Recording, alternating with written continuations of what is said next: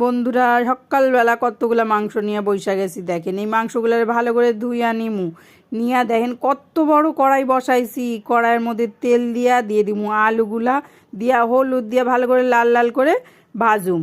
আর মশলা করুম আদা রসুন আর কয়টা শুকনো লঙ্কা দিয়ে ভালো করে পেস্ট করুম। এই দেখেন এদিকে আলু ভাজা হয়ে গেছে, উঠায় ফেলে ওই তেলের মধ্যে ফোড়নে দিমু দারচিনি শুকনো লঙ্কা তেজপাতা দিয়ে পেঁয়াজগুলাও দিমু, দিয়া ভালো করে ভাইজা দিয়ে দিমু আদা রসুনের পেস্ট।